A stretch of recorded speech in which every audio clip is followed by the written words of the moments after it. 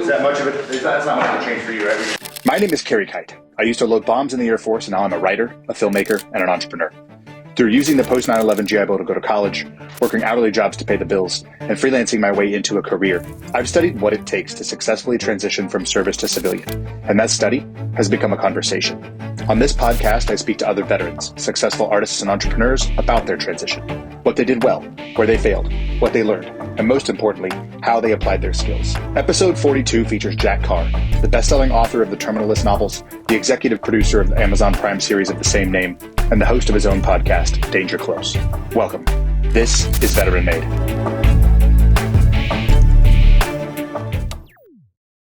All right, we are recording. All right. I apologize if my voice sounds.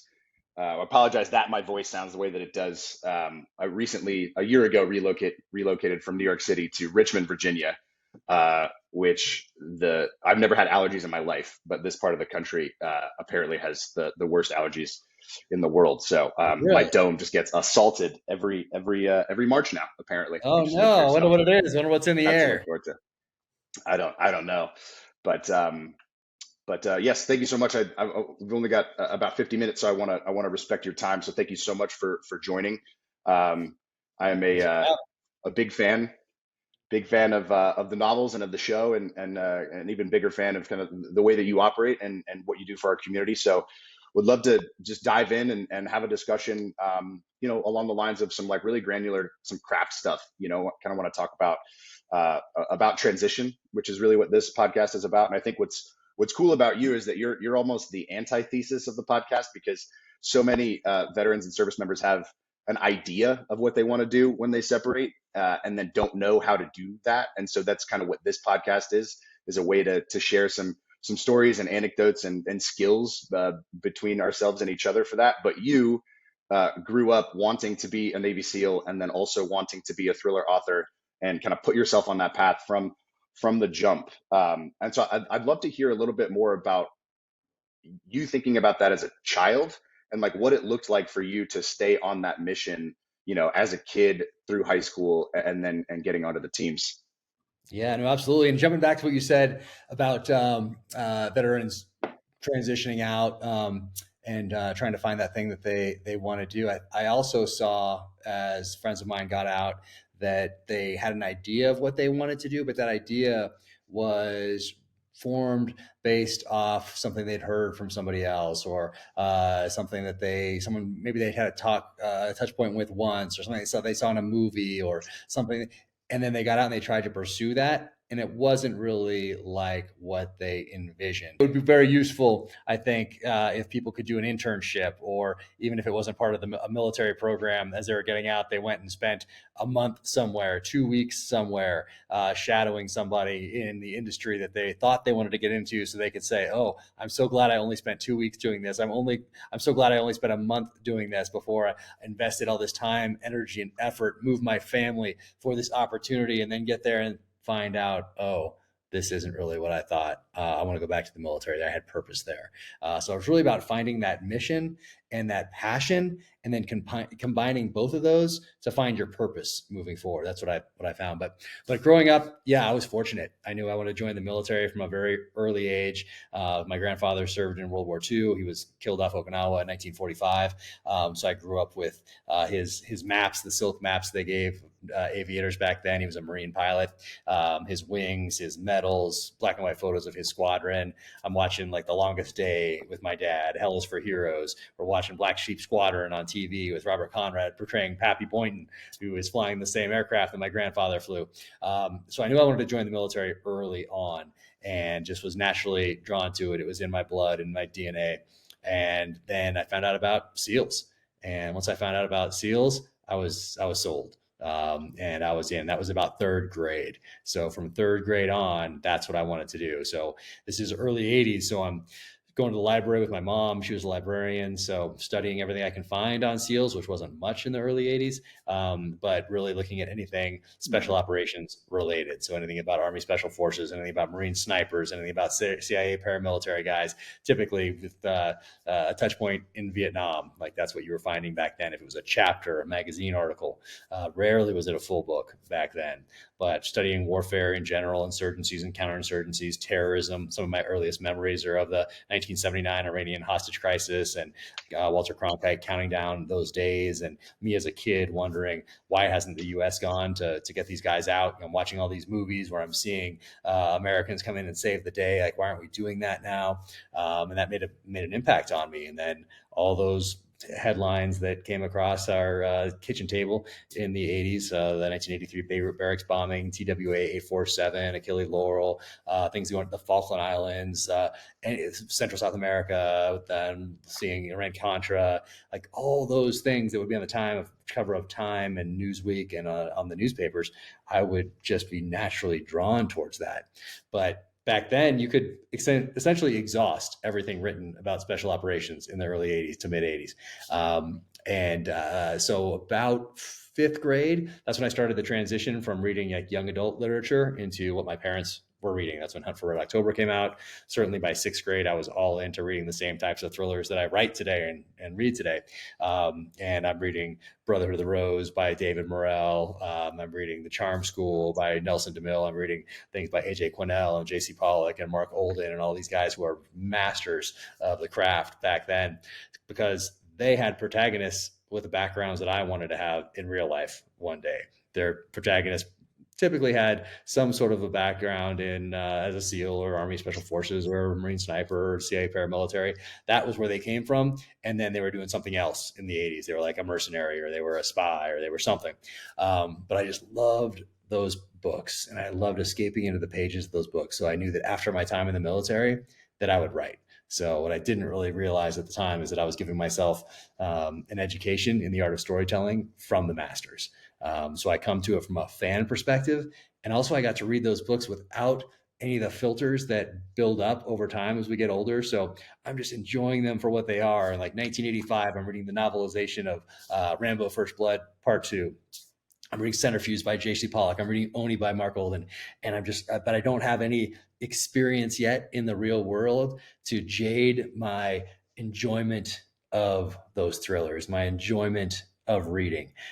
So that meant when I got ready to get out of the military, I didn't have to think, oh, what am I going to do next? Oh, I want to be a writer. What should I have been reading for the last 30 plus years? I'd already done all that reading. I'd already built that foundation. I know what I liked. I know what worked. I got to read those books and then watch as they were adapted to television or to screen, to movies, and see, hey, what worked, what didn't, from my perspective, a fan's perspective. So that's really where I come at it from, is that fan perspective, and having built up really educated myself along the way, unbeknownst to me at the time. I was just enjoying it for the love of reading. But now it's paying off, because I can dig back and I can remember exactly where I was when I was reading all those books and which parts made impact on me. And all of that is a part of my experience and finds their way into my novels.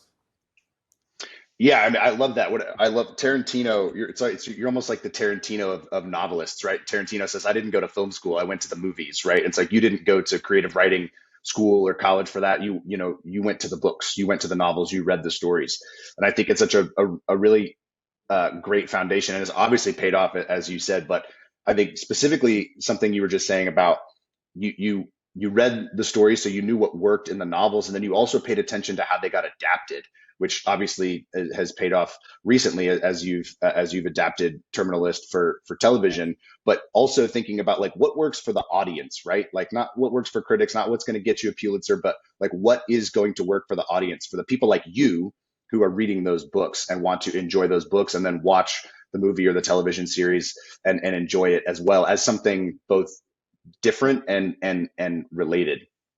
Oh no, that's exactly right. In sixth grade, I read "The Most Dangerous Game" by Richard Connell. It's a novella, short story, and I remember back then, even telling myself that one day I'll write a novel that pays tribute to this short story. And I did that with my third novel, Savage Son. But I remember even back then thinking about, and it was adapted, a black and white film. I think they did a newer one recently, but thinking back then, like, hey, who should play the protagonist? Who should play that antagonist? And I dropped a few things in all the novels really that have a touch point with The Most Dangerous Game, but more specifically, Savage Son.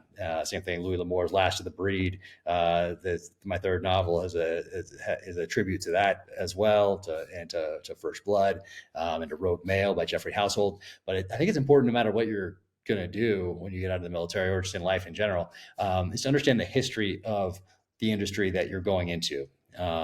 So I'm so surprised time and time again how many authors don't know the history of their genre that they're writing in. Mm. But just those ones that I talked about right there, it takes you from the early 20s to 1939 to 1972, 73, and then 1986. So that's a history of the genre. Each one of those things moved the genre forward a little bit. And so that's always my goal as well, is to move the genre forward, even if it's just by a degree, because that's what I owe my readership. That's what I owe the audience, because they're trusting me with time that they're never going to get back. So it's my job to add value to their lives, just like all those authors that I talked about earlier added value and continue to add value to mine. Yeah, I think what's cool is Ryan Holiday said it a few times in a few different ways about, each of your sources are unique to you, right? So whatever your interests are, whatever you study, then what you make because of the influences of those things is going to be kind of unique to you. And so as I hear you talk about all these thriller writers, some of which I've read, some of which I haven't, but I hear you really studying not like how they did it, but just studying kind of what they did and then replicating little bits and pieces along the way. How conscious were you, or are you, as you write now, on just like replicating sort of your heroes versus just kind of getting into it and doing that work and just kind of letting it flow from you? Yeah, it's more flow because it's so much a part of me that it's not something where I open a book and see, oh, what did Clancy do? Oh, look at his first thing. He does this. He introduces something. You don't really know quite how it's going to play into the storyline. You picked it up knowing it's about Jack Ryan as the protagonist. Oh, but you introduce him on chapter 3. Okay, let's write that down. Chapter 3. Okay, and then here, and then, oh, now you get this person here who comes into play later. Let's write that down. So it's definitely not academic like that at all. It is more just a part of my experience, and whatever comes out comes out. I didn't read any books on how to do something, other than I read Stephen King's on writing, but that's more of an autobiography, which is why I like it so much. Because I Yep. think you can study how to do something too much, and what's great about writing is, especially for me, and it's not this way with all authors, I found out, is that I have 100% creative control. No one at Simon & Schuster has ever said, hey, do you want to lay off the violence a little bit? Or, hey, do you really have to say this right here? That might upset some readers. Like, never have they ever even hit that. My agent hasn't, my publisher hasn't, nor have they said, hey, you know what you should do next is take the protagonist here. That's hot right now. Like, never has anyone even hinted at anything like that. So it's less academic than it is just a part of me, and me wanting to be a good inheritor of all those things that the writers before me have built up, so I can move that genre forward. It's certainly not academic as far as how to lay things out. That's just very natural. And however the story comes out is how it comes out. But I do, and I didn't get this from a book or anything, but just my process is also very natural, which is that I like to come up with like one-page executive summary first, kind of like the way you'd find in the book jacket cover, like to get you to read. And so I ask myself two questions: is this worth the next year plus of my life? And if I was a reader to be reading this, would I invest time that I'm never going to get back into it? And if the answer to both of those are yes, then that's my next book. I come up with a theme that's going to guide everything. I like a title, even if it's just a working title, so there's no bandwidth that's wasted as I'm typing away, thinking, oh, I've got to come up with a good title for this one. I've had good titles so far. What if I don't have a good title? No, all of it has to go into making the story the best it can possibly be. So I have that working title. I have the one-page executive summary. I have the theme. I take that one-page executive summary, turn it into an outline, as good of an outline as I can, but I don't want to spend too much time there. Meaning, if there's an obstacle in that outline, I don't want to ponder for days and fret and worry for days about how I'm going to figure that part out. Nope, I just go around it. And I know that over the next year, as I write, I'll be able to figure out solutions. I'll be able to aggressively solve these problems through my protagonist's eyes, or if someone else is having to figure it out. But I don't let the outline stall me out if I run into some sort of a block. And by block, I don't mean writer's block. I don't have time for that writer's block. And then I start turning that outline into the narrative. And as I turn that into the narrative, I continue to update the outline because I get to know the characters more. I do more in-depth study of some of the material, so that leads me down other paths that add to the story, and then I just keep that going, and then I get to like 75%, probably you would say, if you were looking at it as an outline, and then I discard the outline completely, and then I'm all into the story and into that manuscript, and that's how it's gone for all of them thus far, and so far the seventh one that I'm just starting now. Oh, that's awesome. So how many times have you said no to either or both of those questions that you ask yourself when you get to that stage? Yeah, I haven't because well, I haven't yet. I haven't yet Good. because they're all stemming from ideas that I had initially thus far. So I wrote down like I have 6, 7, 8, 9. I have to go back and but somewhere around there, different one-page executive summaries, and I picked the one to start. I wanted to start with Savage Son, which is my third one, but I knew that the characters weren't Right. developed enough to start there yet. I had to take readers on a journey and develop the characters enough to be able to examine the theme that I examined in that third novel, Savage Son, which is the dynamic of hunter and hunted. Um, and and so thus far, I haven't gone through the work of putting together an outline or a one-page executive summary and said, no, this isn't worth a year of my time, or no, because I've thought about it a little bit ahead of time. So I haven't had it happen Sure. yet, but who knows? It might happen on book 8, 9, or 10, and then I'll just Well, that's why you have the that's process, right? You have the process so that you know what to do to click into the next gear. Was it difficult at all for you to have the patience to write the other two first before getting to the one you really wanted to write? Nope. And because I knew that I needed to come out with something that was very visceral and hard hitting out of the gate, that was going to be a little bit different than something other authors had done because of my experience in Iraq and Afghanistan. I could bring the feelings and emotions behind certain events to the page. I didn't have to interview a sniper who was working in the Najaf or Ramadi at the height of the war and then say, how did it feel to do this? Or, hey, how did you guys do this? Or, oh, okay. And then take notes. And then that those notes all of a sudden are filtered through other interviews that I've done, other books that I've read, other movies that I've seen, preconceived notions that I may have. Instead, it comes right from my heart and soul directly onto the page. So the feelings are real. That the protagonist feels in my novels, and that's really stood out to Simon and Schuster, has stood out to readers. And I like to write at a few different levels as well. Like I want someone to be able to pick these books up and just have a great ride and pick it up on the airport on the way to the beach and just, oh, great thriller, wonderful. But this first one, it's been true with all of them, but that first one more so than that, it was really about someone who had become that insurgent, become the terrorist that he'd been fighting for most of his life. And then even deeper than that, it's about someone who brings the wars from Iraq and Afghanistan back to the home front, to the front doors of people who have been sending young men and women to their deaths for, at the time when I wrote it, 16 years, but now 20. So I Yeah. like to write a few different levels at the same time.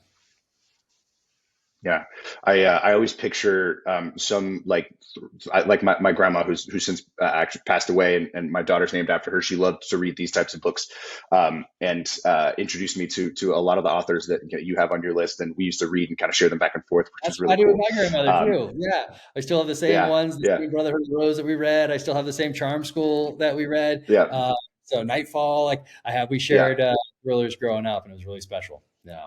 Yeah, it's awesome. She always used to call herself a little old lady in tennis shoes. So I always picture some little old lady in tennis shoes going through some random airport, picking up one of your paperbacks, and then opening it and being like, "Oh man, somebody wrote in this one," and then putting it back, because you're always posting about Yeah. signing the ones in the airport. Yeah. So the story's been you've told the story a couple of times about that Jared Shaw's good friends with Chris Pratt, and Jared approached you, after you had written the first novel, and um, he remembered you talking to him, and helping to prepare him, to retire, separate. You didn't necessarily remember that specific interaction that you had with him, but you have said that you did that with all of your SEALs. You would sit them down and you would talk about the importance of transition, talk about the importance of being ready and maintaining readiness constantly.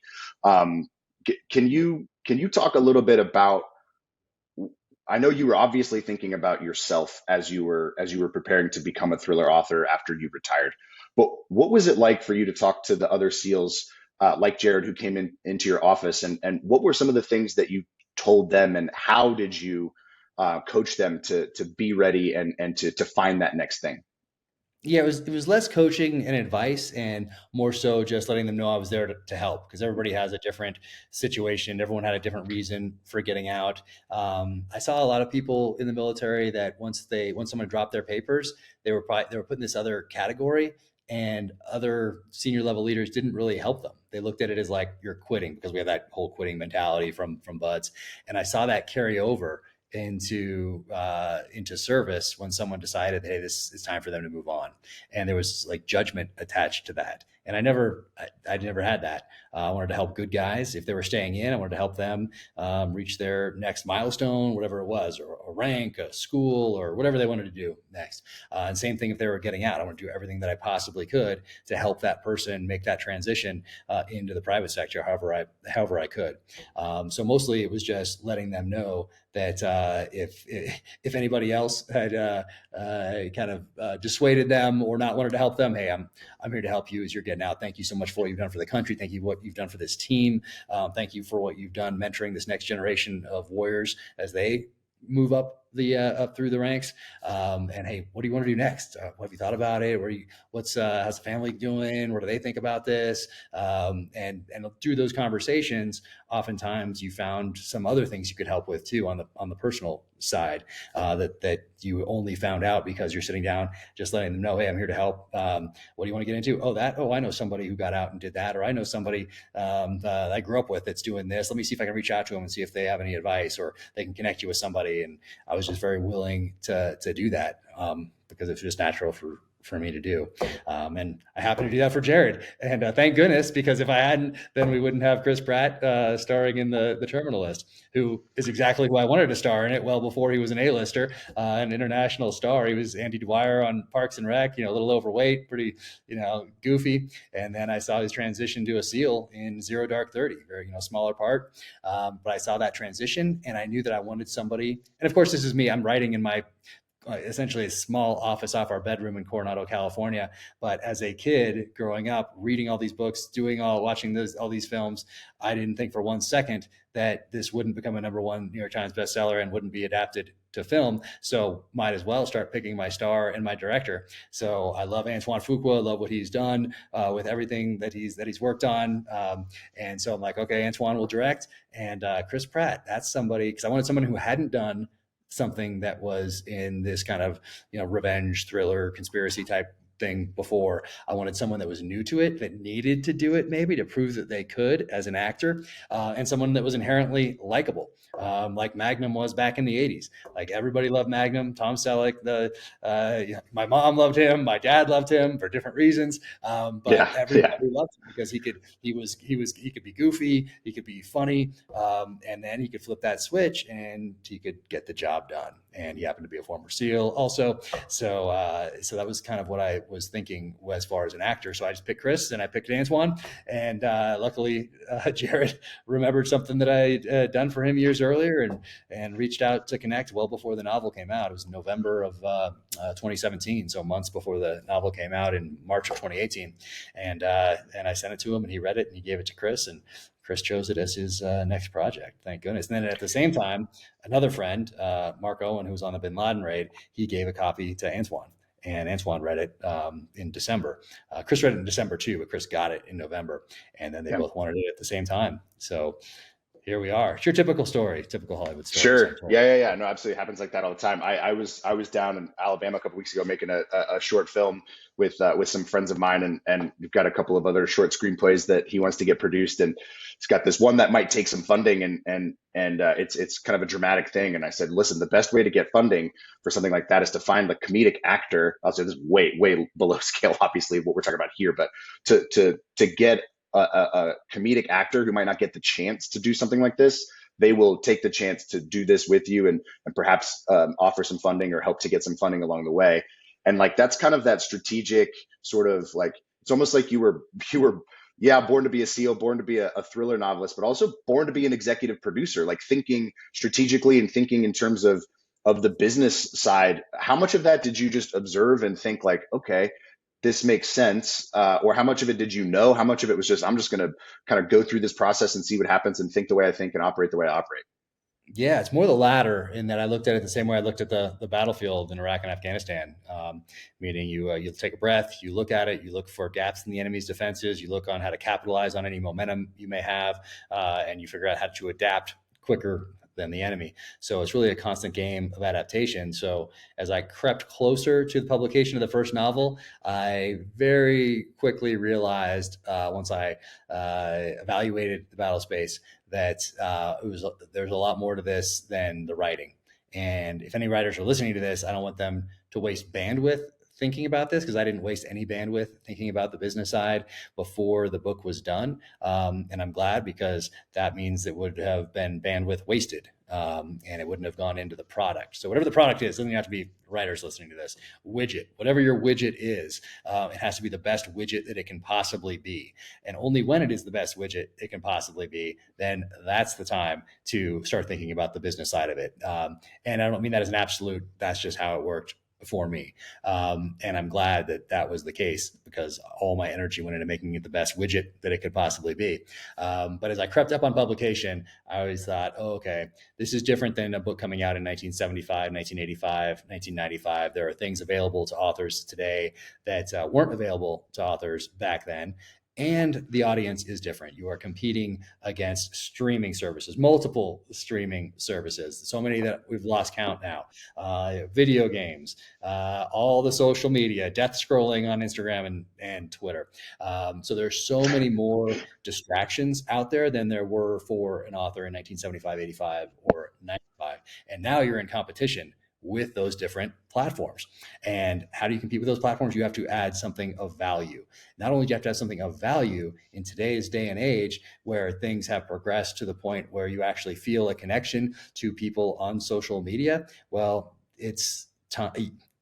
People are going to invest in those people who they have a connection with that they identify with. And by identify with, I mean that care about them and add value to their lives. So that's the route I took. So that's what I always want to do with it, whether it's the books, whether it's a social media post, whether it's a blog post, whether it's a video, my podcast. I want to add value to someone's life. One, because I don't know another way to do it. But two, it is important today, I think, unless you can also be a one-off and just write a book or a screenplay and not do any of those things. That's possible as well. But Yeah. you have the ability to connect with your audience or your readership in ways that you didn't 30 years ago. So you can choose to do that. Or maybe if you're completely unlikable and not a very nice person, maybe you don't want to do that because then maybe Yeah. it could have the opposite effect. I don't know. But so take everything I say with a grain of salt. I'm just kind of saying what I did and what I noticed. So it's really building. And then at that point, I would say in the lead up to the first book publication and then maybe a little afterward, that's the first time I started to think, and I'm not a good businessman. I'm horrible. I'm just happy to be here. But I'm a good entrepreneur. I know I am a good entrepreneur. But the business side of it, that's outsourced. I don't know. I'm just, it's just Well, not me. Creative side is what you've certainly earned that. Yeah, which is great. And and it's been super fun to read along and watch and participate because you are, you are you, right? On Instagram. I mean, I remember a year and a half ago when I was thinking about trying to get you on here, I messaged and you said, "Hey, here's the email. Talk to him." I talked to him. We made it happen. You know what I mean? It's like this just like you have the system, you operate along the system, and good things happen. Um, I want to talk a little bit about what transitioning from novel writing to screenwriting. I've heard you touch a little bit on it. You've talked a little bit about it. Obviously, you learned a lot from David DiGilio. I listened to that whole series where you all broke down each Thank you. episode, which was fantastic content and amazing for those of us that are in the craft and want to keep learning. And then just obviously a lot of the cool kind of behind the scenes stuff. But what was it like for you to transition, not just like from writing novels to learning how to write screenplays and write screenplays, but also to continue writing novels? Like what are the craft aspects like? What was it like to be mentored and then to also be the godfather of the source material too? Like how did you navigate that, and what were some of the specific things that were maybe difficult for you on the screenwriting front, or some of the things that were a little bit easier for you on the screenwriting front? Yeah, David Gilio calls me the Godfather as we go through all this, but it's really all due to him that and Chris and Antoine, they wanted me involved from the get go. And David was such a great teacher, such a good mentor. I was just telling him that this morning, about an hour ago. We were on a call about the titles for the spin-off series that we're doing. So him and I are creating that one. So it's co-created by me and David, and it's the Taylor Kitsch character, Ben Edwards, kind of his origin story, how he turned bad, how he embraced the dark wolf, essentially. So we're Can't going wait for through that. titles and figuring out naming conventions and all these different things. So even that, but in that call, we're talking also about the upcoming writer strike, and he's mentoring me along that way. We're talking about the different. So now we have a writers' room that's put together, and you're seeing the outlines of the different episodes from the writers in the writers' room. And I'll do. He's writing the premiere episode. I'm writing the finale. But we're getting all those together after we created it and came up with like a broader kind of treatment. Well, now it's time to break that into outlines of each individual episode. So you're getting those from the different writers in the room, and each one is assigned a different episode. So I'm learning about the process, his process. He's teaching me about how other people do it as well, and why he does it the way he does it. So I'm just a sponge, and have been for the last 3 years. We first spoke in December of 2019, and we've spoken every day since. But I'm so lucky that he wanted to do the project, and that he was available, and that Antoine and Chris picked him and then connected us. But so different than writing. And for people that are really into this and paying attention and want to be writers or screenwriters, they have watched the show and read the books, they'll see how when we started working on the scripts, how those scripts have influenced my writing. Like they'll be able to tell there are certain things in the last two books in particular that wouldn't be there if I hadn't gone through this process with David and we hadn't created these scripts in the show and all the rest of it. But very different. Like I would not have a call with Simon and Schuster about titles. I just come up with a title, and I know it's not the same way for every author, but there's no input. It's just mine. Whereas this, guess what? We have our title, our titles. It's go all the way up to the top of Amazon, all the way back down, title testing, all this. So very different. So that's just one example. But it's much more collaborative. Obviously, you can tell just by the way I described, just thinking of the title or putting the writer's room together. Whereas writing the books, it's totally a solo thing, which is great because all I can't blame anybody if no one likes the books. It's all on me. My agent doesn't give me any advice. My publisher doesn't give me advice. Editor, no advice. They'll give notes back once the manuscript goes out. Like, hey, can you explain this a little more? I'm not really sure this makes sense right here. Can you set it up a little better a few chapters earlier? Like those are the kind of notes that I get. But that's it. Not hey, do you mind doing this, or this is what you should do next? Like, there's none of that. Whereas in this collaborative process, so many people are involved. If the idea is hatched and is created with me and David, well, then we get the writers' room together. So now it's 7 more people, and then you have the executive production team of Chris and Antoine.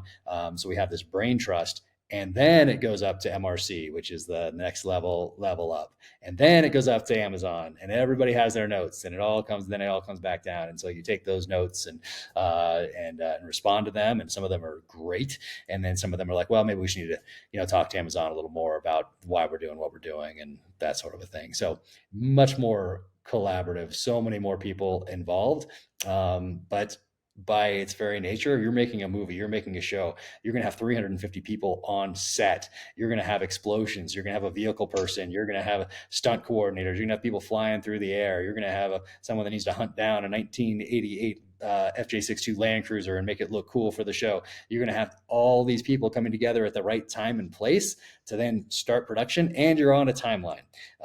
So it takes more than one person to do that. So I like that it's different, and I like that they're very different. I like that one is just me, and on one is super collaborative with more people than I can even mention involved in bringing it to fruition. So it's I love both, and feel very fortunate that I get to do both. Yeah, that's fantastic. In terms of like on the page, when you're going back and forth from a screenplay to a novel page, obviously formatted very differently, and dialogue is different, and all these different things. In terms of like the craft aspect of it, is it how do you like jumping back and forth between those two things? It can be hard because I'm like, wait a sec, this who's our bad guy over here? Oh, geez. It just takes a second to transition back because they're two totally different projects, and same characters. But in the one I'm doing now, that's 6 books down the line, or one that just finished is 6 books down the line, and now we're working on one that's a spinoff based on characters. So we have characters that are the same, one that we're creating out of whole cloth, essentially, and then one that I've moved forward that's 6 years down the line. So it's interesting to make those transitions back and forth. But the writing side of it, for the manuscript of a novel, I can just all of a sudden decide to write something semi-poetic, or I can just decide, hey, I need to describe how this person's feeling right here and why. And well, you can't do that in a show. You have to have one line that sets it up in a screenplay. James Yeah, Reese. Close in on James Reese looking out a window, and then right. one line of dialogue, one response. That's maybe 3 words, and in that amount of space, right there, you have to do what I did with 2 paragraphs in a novel. So it's totally different, but I love both. I definitely love Yeah, both, and much more comfortable writing the novels. But I'm always constantly learning, regardless. But I am learning at warp speed on the screenwriting front, just because it's something I didn't grow up reading screenplays. I grew up reading novels, so right. it's a different foundation. I'm sure they inform each other, right? I'm sure it compounds, right? Just the learning and the getting better just goes. Oh yeah, certainly. They certainly complement one another. Yeah. But also in the books, I'm not restrained by budget, so I can Right. have Right. space aliens, appear out of nowhere, whatever I want to do. I can have Right. the Golden Gate Bridge blowing up. I can have all these things. Whereas Amazon might be like, it's not on the budget. You Right. can't shoot full scale war with tanks sweeping into Ukraine or whatever else it might be. That's not in the budget. You have to figure out something else to do to get across the same, get the same end result that you want, but not with a bunch of tanks rolling into Ukraine getting stuck in the mud or whatever it might be. For sure. Yeah. I think the thing I love about your novels is they've got all those big moments too, and then there's also those quieter moments. Some of the ones that you're describing about, how do you do that in a screenplay? But like, I'm very excited to see how y'all adapt that scene, the flashback with James and his father, right? Like that was a very short chapter. I think I don't know if it was Savage 2 or 3. I've had it in a couple, so I've had the dad in a few now. Yeah. But There's the one where they go to the memorial, like yeah, that. the That last that was in the yeah, blood, my last one. in the blood. But Yeah. Yeah. I have other scenes that help show why James Reese is the way he is, and Right. also I put him in there because I might want to explore his dad in another novel. That's so Right. I am very cognizant of putting in characters that are fascinating to me, that would allow me to then, and to the reader, that would allow me to explore their backstories generationally. World War Yeah. II, Vietnam, up to today. So that was very intentional to do that on my part from the very beginning. Smart. I know you obviously thought about, you pictured Chris while you were writing James.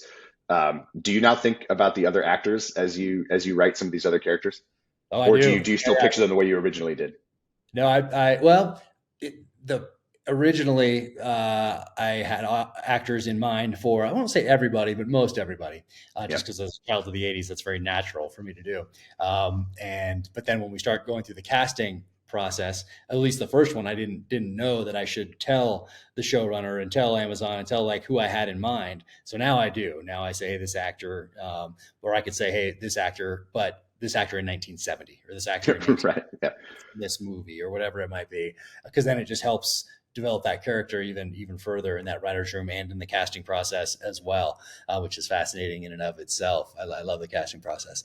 And but now I let me think back because I've already completed the books, so now then they became Right. these characters that weren't in my head. I had different people in my head as I was writing. So now if I were to go back and read the first one, let's say Steve Horn, I had somebody very specific in my mind for Steve Horn, but we got someone else in the show who Mhm. crushed it, Jai Courtney. But I haven't Amazing. gone back to read it, so I don't know Sure. how in my head now because I Yeah. spent so much time with another actor in my head, and then Jai just crushed it. He was amazing. I wish we could use him as other characters actually in the spinoff and in the next season. But that's just how it goes. Um, Yeah. but so yeah, so I haven't gone back yet and thought about that.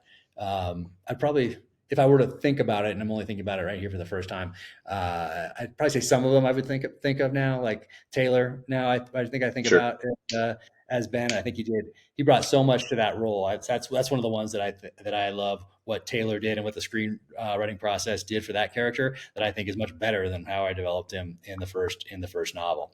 And a lot of that's due to the writers, and a lot of it's due to Taylor and what he brought to that character, Taylor Kitsch. So yeah, I think some I think of as have now become, so that Taylor would be an example of that because I do mention him in future novels, and we're now doing this spinoff, and then some probably I don't. Yeah. Sure. Yeah. Okay, I want to be respectful of your time. We got about 9 minutes left here. A couple more questions.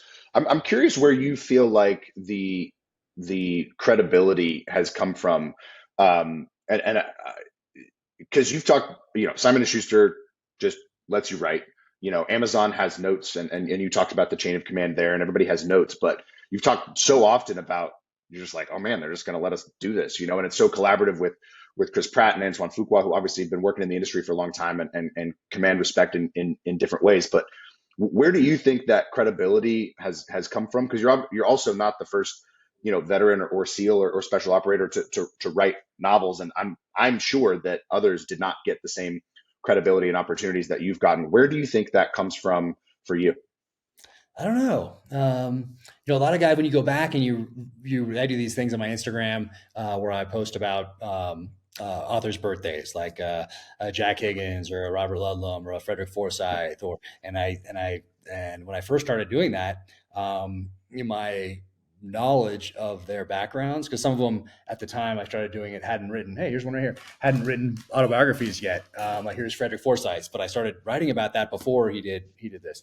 Um, and I found out that so many of these guys like served in World War II or served in Korea or had a touch point in the military or intelligence services. Everybody knows John le Carré did, of course, and now people know that Ian Fleming did. But a lot of other ones, guys that grew up and started writing in that time frame, also did, which was interesting. And then we kind of lost that for a while because we weren't in continuous combat operations. Really, we stopped in Vietnam, and we have Nelson DeMille, of course, served in Vietnam in the infantry, and obviously continues to write today. Is absolutely incredible author. Oliver Stone, probably on the Mm-hmm. screenwriting and movie front, would be probably the most prominent Vietnam veteran I can think of right now that took his experiences and built off it, moving forward in Hollywood in the writing and directing space.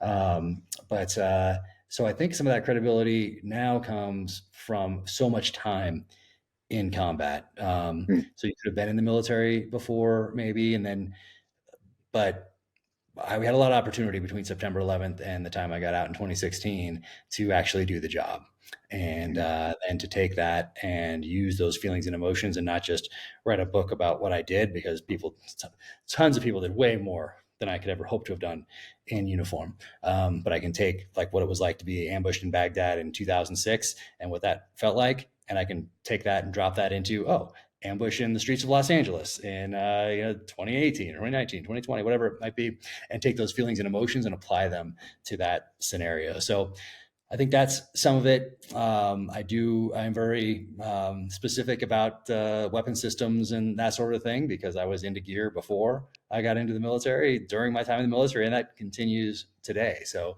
the specific tools, I don't just Google Navy SEAL knife and then whatever pops up, take the first one and put it in my novel and just think I got it and it's not important. No, that knife is extremely important. And it's a character in and of itself. That tomahawk is, all the pistols, the rifles, everything used, the cars, the vehicles. That probably comes from being a child of the 80s and having every television show have a vehicle that was also a character.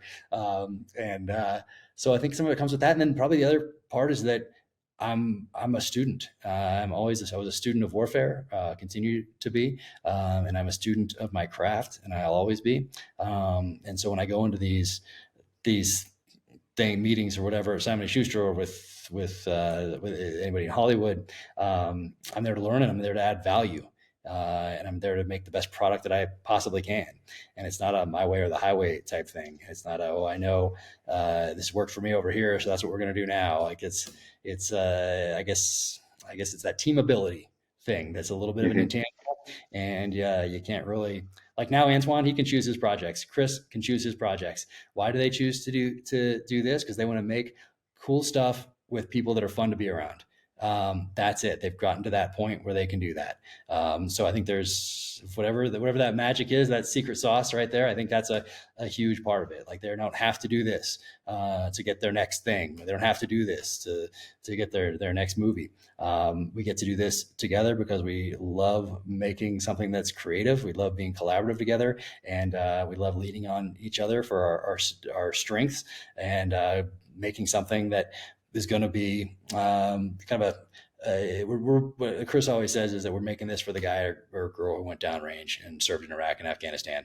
So when they sit down on the couch, they at least know that we put in the effort to make a show that was geared towards them, and not towards the critics. And that's fun to be in that position. Yeah, well said.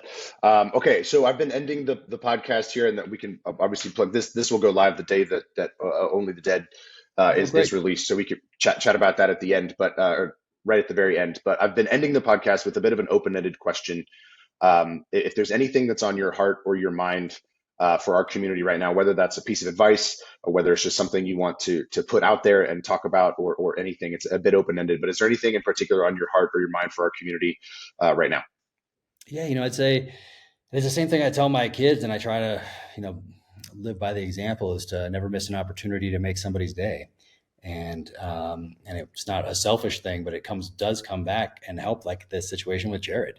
I didn't mean to make his day. I didn't even know I was doing that, but he tells me today that I did, and he never forgot it. So I try to tell the kids, it means you have to go like running around saving the day and run like a chicken with your head cut off. It's just, hey, the opportunity presents itself to help somebody out and make their day, whether it's helping somebody with their groceries, an older lady with their groceries into the car or whatever at the grocery store or whatever it might be, or connecting somebody, or just going out of your way a little bit. I try to do that. So I think, never miss an opportunity to make somebody's day. Well said. Well, listen, I really appreciate your time. Like I said, big fan. Would love to have you back as these various projects get released, and have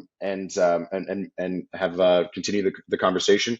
Where can folks find you? We'll tag everything, and we'll link out.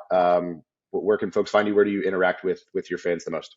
Yeah. So on the social channels, it's Jack Carr USA, and mostly Instagram and Twitter. There is a Facebook, and I think there's a LinkedIn, but two was enough. Like it's all me doing it, and that was enough. So I think things repost every now and again to Facebook or something, but I don't interact there. But Instagram, I do interact, and try to thank as many people as I possibly can, because I feel so fortunate that people took a risk on me as a new author, and then told a friend, or told 10 friends on social, or 100, or whatever it might be. It was really a grassroots effort to get these books out there where they are today. So Instagram and Twitter, Jack Carr USA, and then officialjackcarr.com.